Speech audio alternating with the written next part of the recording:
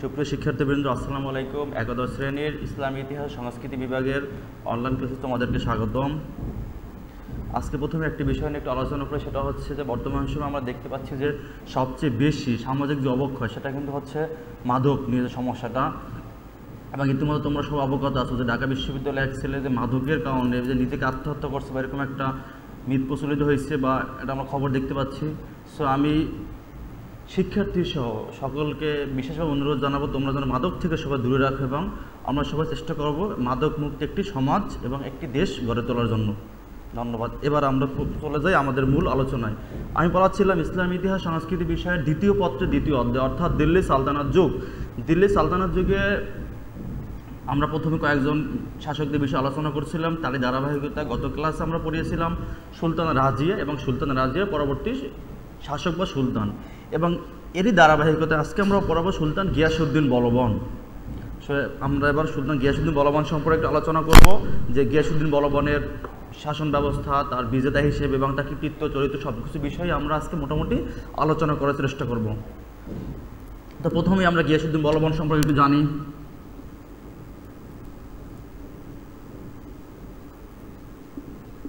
প্রথমে দেখেছি প্রাথমিক জীবন। সুলতান গিয়াসউদ্দিন বলবন কিন্তু আসলে তার পুরো নাম না, তার যে প্রকৃত নাম সেটা কিন্তু ছিল বাহাউদ্দিন, এবং বলবন আর উলুগ খান এই দুটি ছিল কিন্তু তার উপাধি। জন্মসূত্রে তিনি ছিলেন ইলবারি তুর্কি এবং অভিজাত পরিবারে জন্মগ্রহণ করলে শৈশবে কিন্তু তিনি দাস হিসেবে পরিচিত হন, এবং মঙ্গলরা তাকে কৃতদাস হিসাবে বসরার যে দাস ব্যবসায়ী ছিল জালালউদ্দিন তার নিকট বিক্রি করে দেন, এবং জালালউদ্দিন 1232 খ্রিস্টাব্দে বলবনকে দিল্লির নিয়ে আসেন, এবং তখন ইলতুৎমিশ বলবনকে কিনে নেন। এবং ইলতুৎমিশ অচিরে উপলব্ধি করতে পারেন যে বলবন ছিলেন একজন প্রচণ্ড মেধাবী এবং যোগ্যতা সম্পন্ন ব্যক্তি, এবং বলবন অচিরেই তার যোগ্যতা এবং মেধা দিয়ে কিন্তু সুলতান ইলতুৎমিশের মন জয় করেন, এবং সুলতান ইলতুৎমিশের প্রতিষ্ঠিত তুর্কি অভিজাতদের নিয়ে যে বন্দেগানি চেহেলগান, এটা একটু জানতে হবে সবাইকে ভালোভাবেই।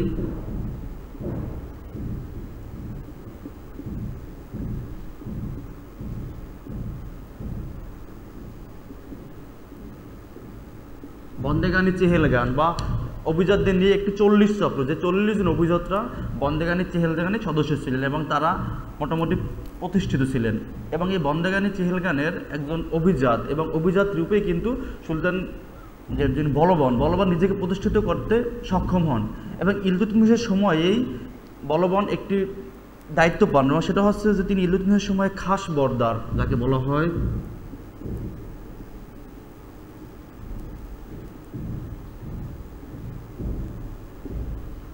খাস বরদার, অর্থাৎ যার বাংলা হচ্ছে যে ব্যক্তিগত পরিচালক হিসেবে ইলতুৎমিশের সময় তিনি দায়িত্ব পান।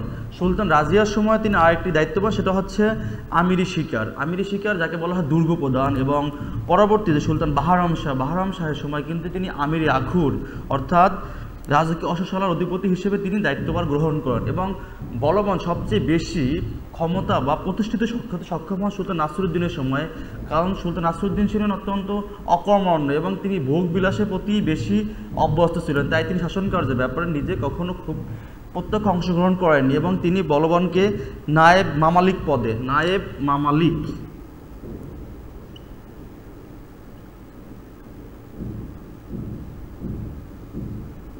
সুলতান নাসিরউদ্দিন কিন্তু বলবনকে নায়েব মামালিক পদে নিয়োগ দেন, এবং নায়েব মামালিক পদে নিয়োগ পাওয়ার পরে কিন্তু বলবন ক্ষমতার কেন্দ্রে আবির্ভূত হতে সক্ষম হন, এবং এরপর তিনি নিজে মোটামুটি পরোক্ষ বা বলা হয় যে ছায়া সুলতান হিসেবে রাজকার্য পরিচালনায় অংশগ্রহণ করেন। এভাবেই মূলত বলবন প্রতিষ্ঠিত হতে সক্ষম হন।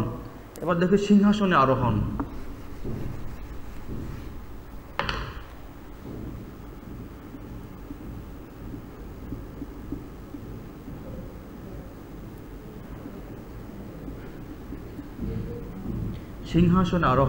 সুলতান নাসিরউদ্দিন মাহমুদ ছিলেন কিন্তু নিঃসন্তান, তার কোনো সন্তান ছিল না, এজন্য তিনি তার পছন্দের পাত্র হিসেবে কিন্তু বলবনকেই পরবর্তী উত্তরাধিকারী মনোনীত করে যান, এবং এরই ধারাবাহিকতায় 1265 খ্রিস্টাব্দের 20 ফেব্রুয়ারি 1265 খ্রিস্টাব্দের 20 ফেব্রুয়ারি যখন নাসিরউদ্দিন মাহমুদ মৃত্যুবরণ করেন, তখন কিন্তু গিয়াসউদ্দিন বলবন দিল্লির সিংহাসনে অধিষ্ঠিত হন, এবং তিনি নিজেকে গিয়াসউদ্দিন উপাধি দেন। আসলে তার প্রকৃত নাম ছিল বলবন, কিন্তু সিংহাসন আরোহণ করার সময় তিনি নিজেকে গিয়াসউদ্দিন পদবী উপাধি দিয়ে সিংহাসনে অধিষ্ঠিত হন এবং এর মাধ্যমে কিন্তু ইলতুৎমিশের বংশধরদের দিল্লি সালতানাত অবসান ঘটে এবং বলবনী শাসনের কর্তৃত্ব প্রতিষ্ঠিত হয়। এবং আমরা এবার আলোচনা করব গিয়াসউদ্দিন বলবনের কী কী কার্যাবলী তিনি গ্রহণ করেন। সুলতান হিসেবে বলবন কী কী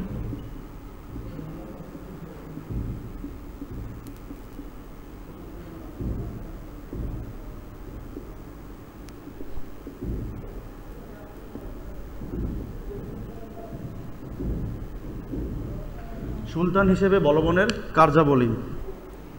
দিল্লি সালতানাতের এক চরম সমস্যা সংকুল পরিস্থিতিতে বলবান সিংহাসন আরোহণ করেন। এ সময় সুলতান শামসুদ্দিন ইলতুৎমিশের অযোগ্য উত্তরাধিকারের কারণে তুর্কি আমির ওমরা ও শামসি আমির ওমরাদের মধ্যে প্রচণ্ড দ্বন্দ্ব, প্রতিযোগিতা এবং হানাহানি চলে আসছিল। এরকম একটি সমস্যা সংকুল পরিস্থিতিতে গিয়াসউদ্দিন বলবান দিল্লির সিংহাসন আরোহণ করেন এবং বলা যায় যে গিয়াসউদ্দিন বলবানের মতো এরকম একজন প্রকৃত শাসক না থাকলে কিন্তু দিল্লি সালতানাতে মুসলমানদের কর্তৃত্ব টিকিয়ে রাখা সম্ভব হতো না। এবং এজন্য কিন্তু বিভিন্ন ঐতিহাসিকরা গিয়াসউদ্দিন বলবানকে এই সময়ের একজন যোগ্য শাসক হিসেবেই বিবেচনা করেন। এবার দেখব গিয়াসউদ্দিন বলবানের গৃহীত পদক্ষেপসমূহ। গিয়াসউদ্দিন বলবান দিল্লি সালতানাতের সুদৃঢ়করণে বিভিন্ন পদক্ষেপ গ্রহণ করেন। আমরা দেখব এখন সুলতান গিয়াসউদ্দিন বলবান দিল্লি সালতানাত সুদৃঢ়করণে কী কী পদক্ষেপ গ্রহণ করেন। প্রথম পদক্ষেপ হচ্ছে রাজতন্ত্র।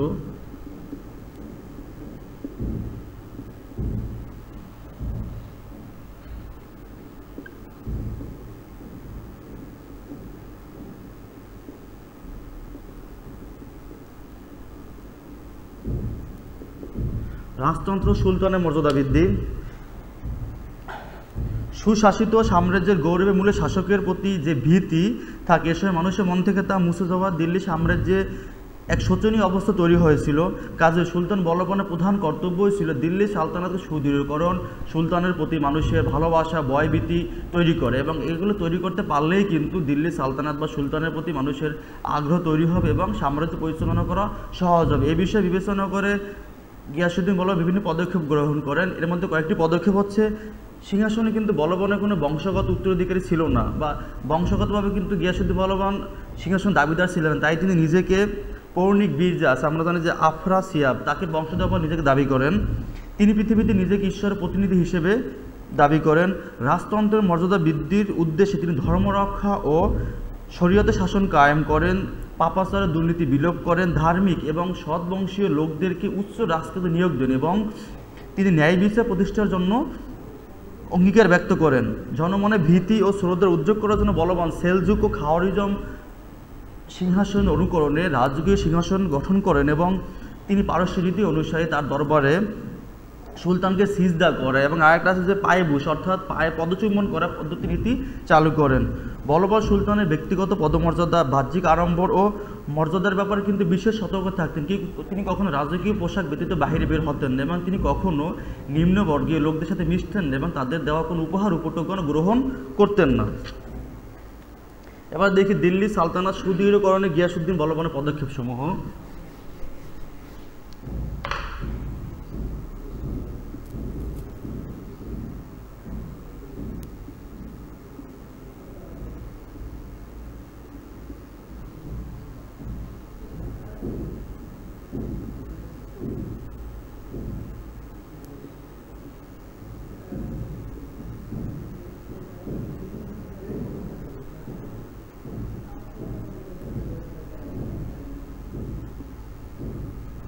দিল্লি সালতানাত সুদৃঢ়করণে গিয়াসউদ্দিন বলবানের পদক্ষেপসমূহ। রাজতন্ত্র সুদৃঢ়করণের মধ্য দিয়ে নিজেকে সুলতান হিসেবে প্রতিষ্ঠিত করে বলবান সালতানাত স্থায়ীকরণে মনোযোগী হন। এক্ষেত্রে তিনি যেসব পদক্ষেপ গ্রহণ করেন সেগুলো প্রথম পদক্ষেপ হচ্ছে সামরিক বাহিনী পুনর্গঠন।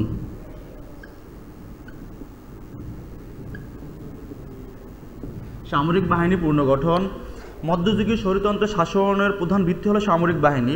সুশৃঙ্খল সালতানাত প্রতিষ্ঠার জন্য রাজকীয় সামরিক বাহিনীর মধ্যে অভ্যন্তরীণ শৃঙ্খলা প্রতিষ্ঠা, বহিঃশত্রুর আক্রমণ প্রতিহতকরণে সামরিক বাহিনীর গুরুত্ব উপলব্ধি করে বলবান এর পুনর্গঠনের পদক্ষেপ নেন। জায়গির প্রথা বিলুপ্ত করে তিনি কিন্তু সেনাবাহিনীকে নিজস্ব অর্থায়নে বেতন প্রদানের ব্যবস্থা করেন এবং সামরিক কর্তব্য পালনে সক্ষম ব্যক্তিদের নিয়ে এক শক্তিশালী সামরিক বাহিনী গঠন করেন। এ বিষয়ে তিনি বিশেষ দায়িত্ব দেন ইমাদুল মুলককে তিনি সমরমন্ত্রী হিসেবে নিয়োগ দেন এবং ইমাদুল মুলকের একান্ত প্রচেষ্টায় তিনি একটি শক্তিশালী সামরিক বাহিনী গঠন করতে সক্ষম হন। এবার 40 চক্র দমন।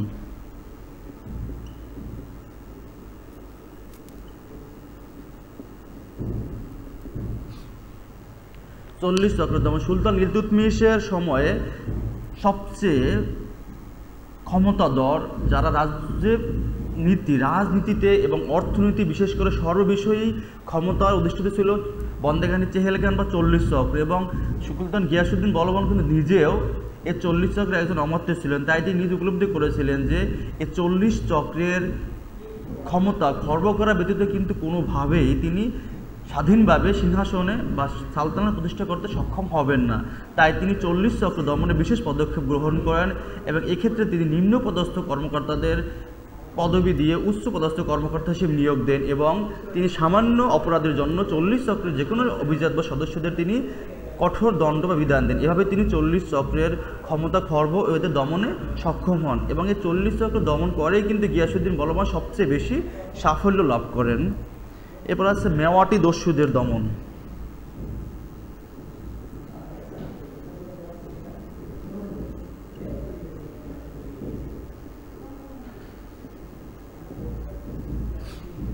মেওয়াটি দস্যুদের দমন। বলবান রাজত্বকালে মেওয়াটি পার্বত্য অধিবাসী দস্যুদের চরম উৎপাত, লুটতরাজ এবং নির্দয় হত্যযজ্ঞে দিল্লি ও তার আশেপাশ অঞ্চলগুলোর জনজীবনে মারাত্মক বিশৃঙ্খলা সৃষ্টি হয়। ঈশ্বর প্রসাদে বর্ণনা জানা যায় যে দিল্লি সালতানাতের পশ্চিম অঞ্চলে বা পশ্চিম দিকের দরজা ঠিক আসর নামাজের সময় বন্ধ করে দেওয়া হতো, কারণ এরপরে মেওয়াটি দস্যুরা দিল্লি আক্রমণ করতে এবং তারা যে কোনো হত্যা, খুন, যজ্ঞ যে কোনো অপরাধ লিপ্ত থাকতো। সুলতান গিয়াসউদ্দিন বলবান তাদেরকে দমন করার জন্য রাজকীয় বাহিনীকে নির্দেশ দেন এবং রাজকীয় বাহিনী কঠোর হস্তে মেওয়াটি দস্যুদের দমন করে সাম্রাজ্যে শান্তি শৃঙ্খলা প্রতিষ্ঠা করতে সক্ষম হয়। এরপর দোয়াবের বিদ্রোহ দমন।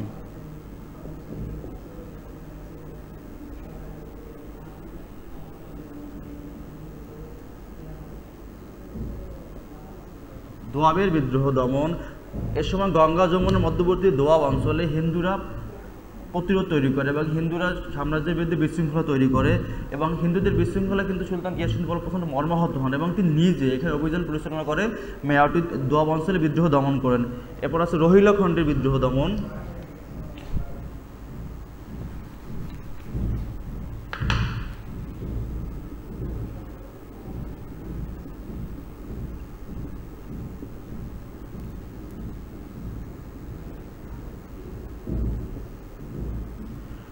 সুলতান যখন দোয়াব অঞ্চলে বিদ্রোহ দমনের ব্যবস্থা, এর সময় রোহিলাখণ্ড একটি বিদ্রোহ দেখা যায় এবং সুলতান গিয়াসউদ্দিন বলবান রাজকীয় বাহিনীর প্রত্যক্ষ তত্ত্বাবধানে এই রোহিলাখণ্ডের বিদ্রোহ দমন করেন। এরপর জাট উপজাতিদের বিদ্রোহ দেখা দেয়। জাট পার্বত্য উপজাতিরাও সুলতানের বিরুদ্ধে প্রতিরোধ তৈরি করে এবং সুলতানের বিরুদ্ধে তারা আক্রমণ পরিচালনা করতে সচেষ্ট হয় এবং এর সময় সুলতান জাটদেরও কঠোর হস্তে দমন করেন। গোয়েন্দা ব্যবস্থা প্রবর্তন। ঈশ্বরী প্রসাদের মতে সুদক্ষ গোয়েন্দা ব্যবস্থা স্বৈরতন্ত্রের স্বাভাবিক এবং অনিবার্য সহযোগী। এর সত্য উপলব্ধি করে বলবান একটি শক্তিশালী সুসংগঠিত গোয়েন্দা ব্যবস্থা তৈরি করেন, কারণ উপলব্ধি করেন যে গোয়েন্দাদের তৎপরতা ব্যতীত কিন্তু সাম্রাজ্যের শান্তি শৃঙ্খলা প্রতিষ্ঠা এবং সাম্রাজ্যের গোপন কারা তার বিরুদ্ধে ষড়যন্ত্র করতেছে, তারা কার বিরুদ্ধে বিদ্রোহ করতেছে সম্পর্কে কিন্তু ধারণা লাভ করা কখনোই সম্ভব নয়। তাই সুলতান গিয়াসউদ্দিন বলবান তার নিজস্ব অমাত্যদের দিয়ে একটি শক্তিশালী গোয়েন্দা সংস্থা প্রবর্তন করেন। এবার তিনি অভ্যন্তরীণ প্রশাসন পুনর্গঠনের প্রতি মনোযোগী দেন এবং তিনি অভ্যন্তরীণ প্রশাসন পুনর্গঠন করেন। তারপর আছে বিচার ব্যবস্থা। সুলতান গিয়াসউদ্দিন কিন্তু ন্যায় বিচারক ছিলেন। বিচারকালে তিনি কখনোই আত্মীয়, নিকটাত্মীয় বা আমির, উমরা বা অমাত্যদের তিনি দেখতেন না। তিনি তার উদ্দেশ্য ছিল ন্যায় বিচার প্রতিষ্ঠা করে এবং এ কারণে কিন্তু তার সময়ে বলা হয় যে তার বৃত্ত বা কৃতদর্যের প্রতি কেউ কোনো অবিচার করতে সাহস পেতেন না। এসব পদক্ষেপ গ্রহণ করে কিন্তু সুলতান গিয়াসউদ্দিন বলবান মূলত দিল্লিকে বা দিল্লি সালতানাতকে সুদৃঢ় করতে সক্ষম হন এবং সুলতান গিয়াসউদ্দিন বলবানের আরেকটি বিশেষ কৃতিত্ব হচ্ছে যে তার মঙ্গল নীতি।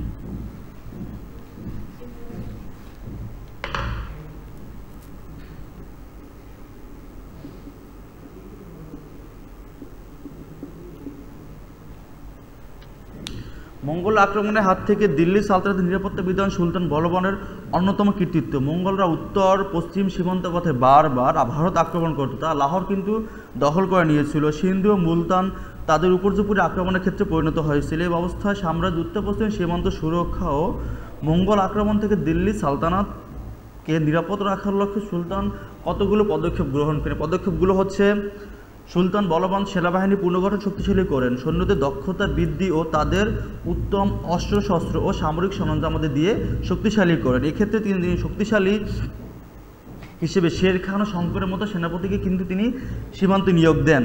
গুরুত্বপূর্ণ যে সামরিক কেন্দ্রসমূহ ছিল এগুলো তিনি দুর্গ নির্মাণ করেন এবং ভেঙে পড়া দুর্গগুলোকে তিনি আবার পুনরায় সেগুলোকে পুনর্নির্মাণ করেন। তৃতীয় যে কারণ সেটি হচ্ছে যে মঙ্গল আক্রমণকারীদের গতিবিধি লক্ষ্য করার জন্য গিয়াসউদ্দিন বলবান সীমান্ত অঞ্চলে নিয়মিত তার যে গোয়েন্দা বাহিনী তাদেরকে নিয়োগ দিতেন। এই অবস্থায় 1279 খ্রিস্টাব্দে মঙ্গলরা পাঞ্জাব আক্রমণ করলে শাহজাদা মোহাম্মদ বুগরা খান ও দিল্লির মালিক মুবারকের সহায়তায় মঙ্গলকে অগ্রযাত্রা ব্যাহত হয়। কিন্তু পরবর্তীতে 1286 খ্রিস্টাব্দে মঙ্গলরা পুনরায় পাঞ্জাব আক্রমণ করবেন। এ সময় কিন্তু শাহজাদা তাদেরকে প্রতিহত করতে বাধা করতে গিয়ে কিন্তু বুগরা খান মৃত্যুবরণ করেন এবং সুলতান গিয়াসউদ্দিন বলবান তার পুত্রের মৃত্যুতে একটু হলেও ভেঙে পড়েন। এরপর বাংলার যে একটি বিদ্রোহ দমন করেন।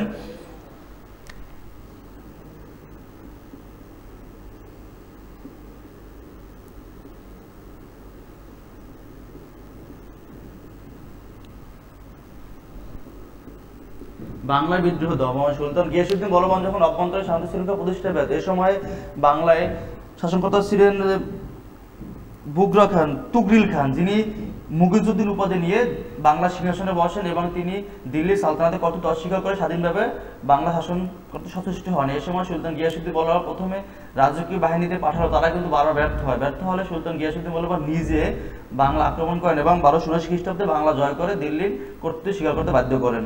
এবার আমরা দেখব একটু সুলতান গিয়াসউদ্দিন বলবানের কৃতিত্ব ও চরিত্র বলি।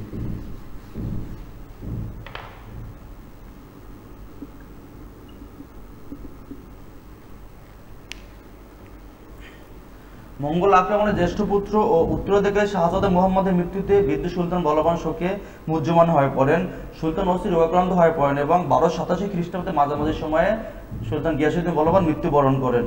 এবং তার চরিত্র বিবেচনা করে দেখা যায় তিনি কিন্তু একজন নিষ্ঠাবান সুন্নি মুসলমান ছিলেন। তিনি অত্যন্ত নিষ্ঠার সাথে ধর্মীয় অনুশাসন পালন করতেন। তিনি আলেমদের প্রতি গভীর শ্রদ্ধাশীল ছিলেন, তাদের সাথে ধর্ম, রাজ্য বিষয়ে সবকিছু বিষয়ে কিন্তু তিনি আলোচনা করতে পছন্দ করতেন এবং তিনি আলেমদের মতামত নিয়ে কিন্তু মোটামুটিভাবে রাজ্য পরিচালনা করতেন। বলবান কর্তব্যপরায়ণ ন্যায়নিষ্ঠ ছিলেন, ন্যায়বিচার প্রতিষ্ঠা তিনি ছিলেন বদ্ধপরিকর। তিনি কিন্তু কঠোরভাবে বিদ্রোহী ও অপরাধীদের শাস্তি দেন, কিন্তু তিনি বিনা অপরাধে কাউকে কখনো শাস্তি দেন নাই এবং তার সময়ে রাজ্য সকলের জন্য সমান আইন, অর্থাৎ আইন সকলের জন্য সমান নীতি তিনি বাস্তবায়ন করতে সচেষ্ট ছিলেন। তার একটা দেখি কৃতিত্ব কি ছিল।